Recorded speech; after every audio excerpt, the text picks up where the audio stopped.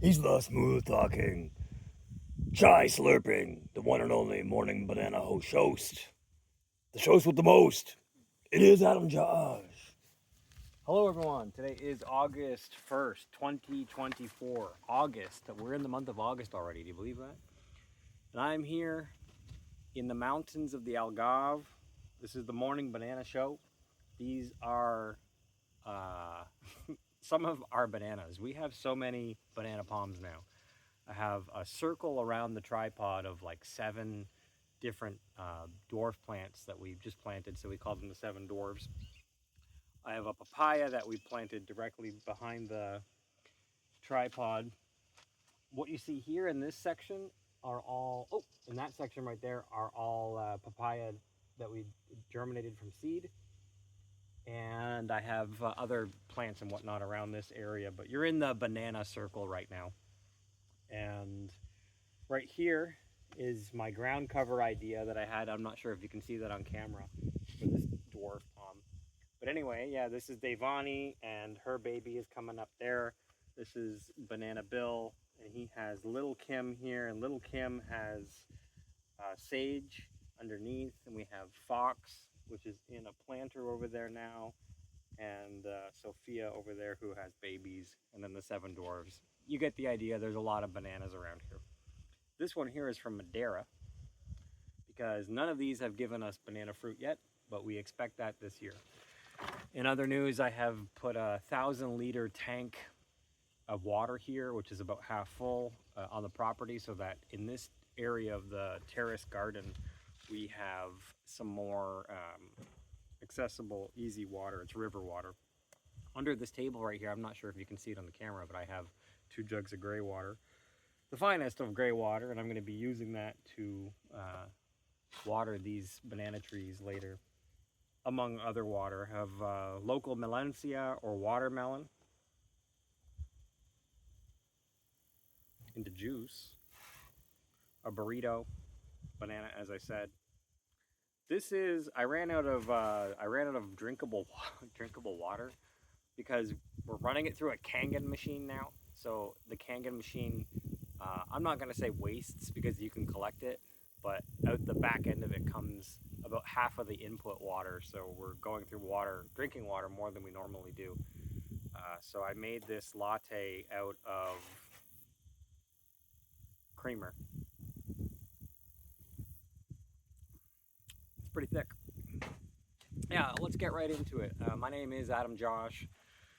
I own the website adamjosh.com. I have the website lovefarmstay.com. I am a first year Bible college graduate, and I got kicked out in second year from asking too many questions. The school that I went to is probably now defunct, but back in 2001, I went to a Bible college. Before I retired, I worked as a business manager for about 20 years, mostly in the service industry.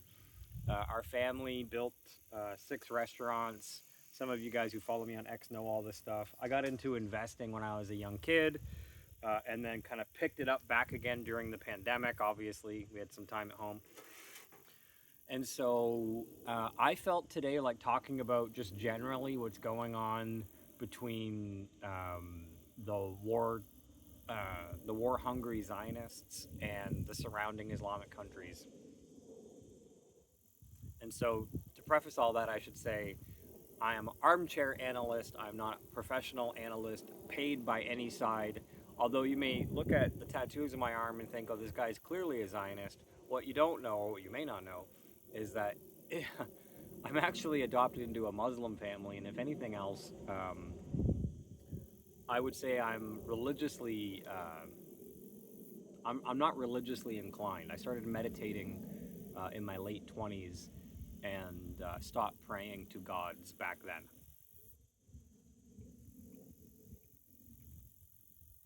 But why the tattoos, Adam? It's complicated to explain a broken hexagram, but it's complicated to explain a broken hexagram with a biohazard symbol on the inside of it that when you fold the two together, they create one symbol, which most people have never seen or heard of or thought of before. You have to use your imagination or try to draw it out. And basically, when you put it all together, you'll realize, holy crap, Adam Josh was born for this. I have this hashtag Adam Josh predictions, and I'm here in the Garden of Eden. You know, the original Adam and Chua, or Adam and Chua, were vegans, but then after the sin in the book of Genesis and the deception by the serpent, they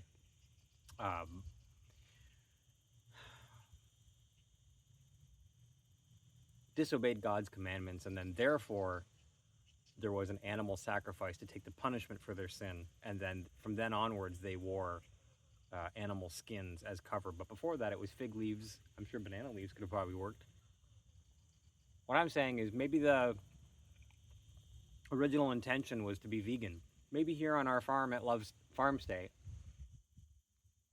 I'm living closer to the original blueprint, the original idea for what humans should be, existing in harmony with the world.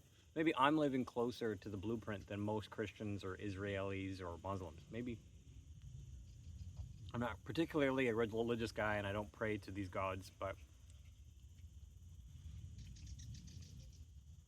I wrote on my blog a long time ago a post called Temple Stalemate. And in it, I just document the years of conflict over the temple in Al-Aqsa Mosque, basically, is what we're talking about, the Dome of the Rock. It seems that political analysts are coming to the point that they're seeing Israel, the Zionists that are running Israel, they're seeing the military Zionist movement as a bully. And so to stop a bully from being a bully, sometimes you have to punch a bully in the nose so that it can see its own blood. And that is a strategy that may work in high school.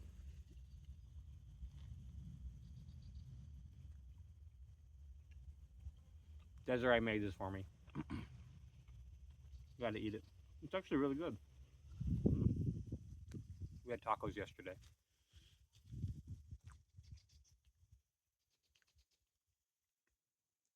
Punching a bully in the nose may work in high school, but the Zionists and the surrounding Islamic countries are not in high school.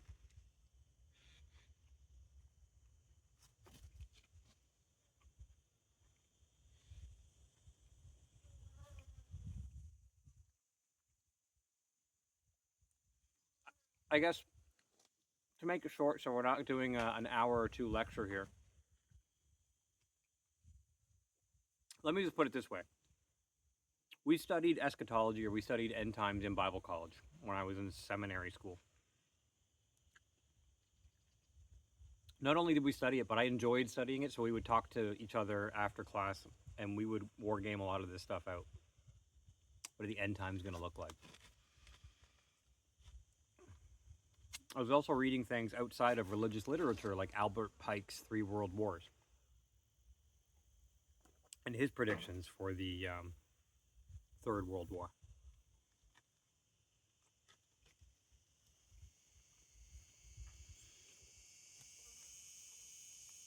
I'm not saying Israel is holding all the cards, or the country of Israel run by the Zionists, or the military wing of the Israelis. I'm not saying that they have the upper hand. But Israel, the country, is surrounded by a bunch of Islamic countries. Pound for pound, people for people, I feel like the Israelis are outnumbered. I think they know that. And so they try and have succeeded at trying to get allies like the US, like Canada, like Britain, to fight their wars for them, like the War on Terror, like Operation Shock and Awe, like hunting down terrorists in caves, and like killing Osama bin Laden and all these people that are openly hostile to Israel. It's no secret that Hillary Clinton and many other Democrats have said, you know, the first thing that they're going to do if they have power is go to war with Iran on behalf of Israel.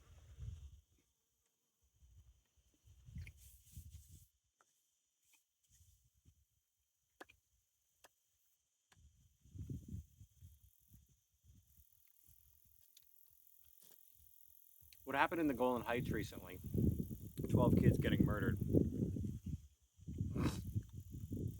who all identified as Syrian, and Netanyahu using it as a pretext to do a retaliatory strike.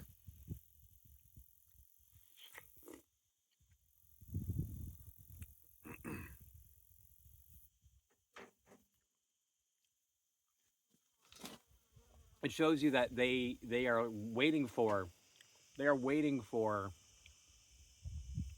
these events to garner public support, and if they can't wait for them, then they'll make them.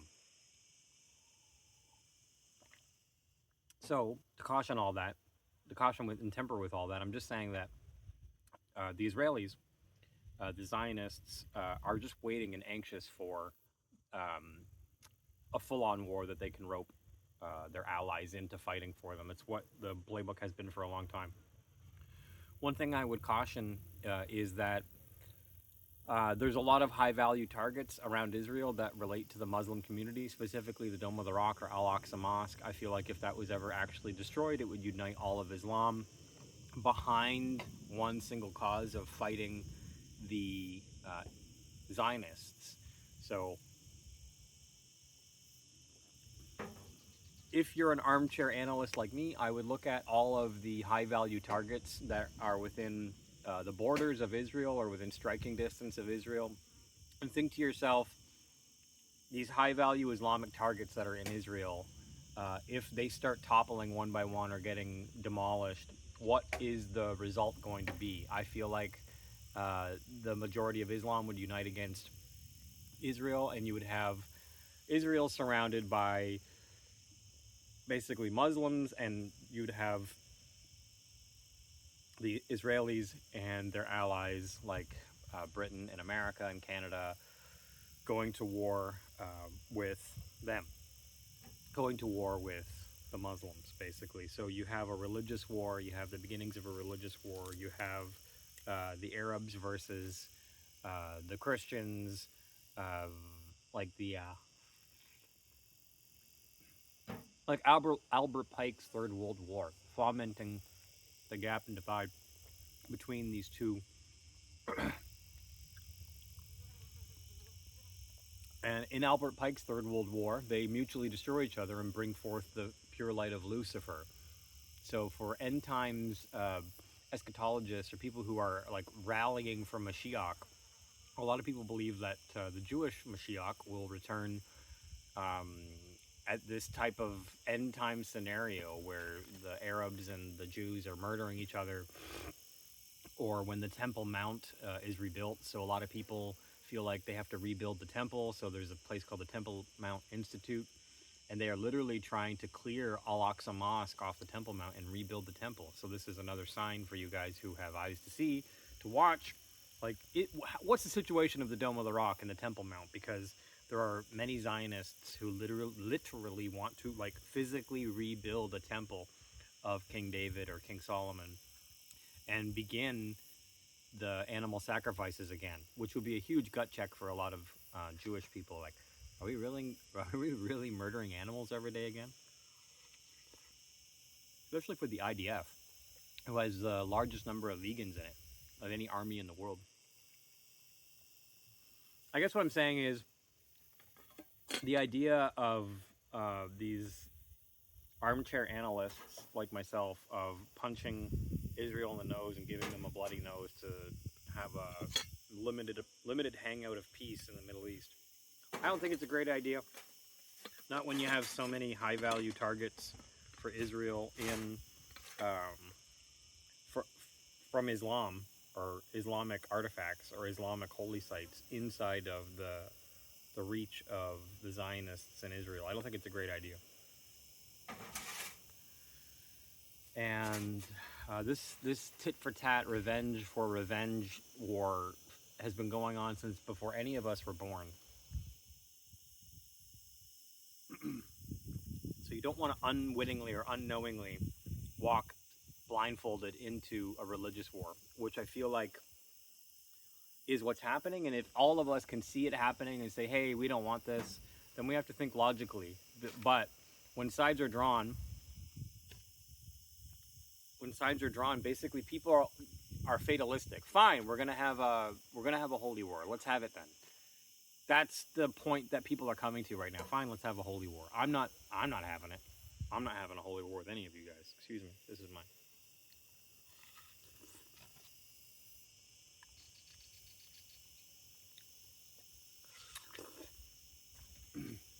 I also don't want the pure light of Lucifer to be shown after the Arabs or the Muslims and the Jews, murder each other. So, call me a fence sitter. I'm more like a plastic chair sitter in the mountains of the Algarve here in Portugal. That's my 2 cents. It's a warning. Thanks for watching the Morning Banana Show, everyone. Take care of yourselves. Bye-bye. Follow me on X, at adamjosh.com.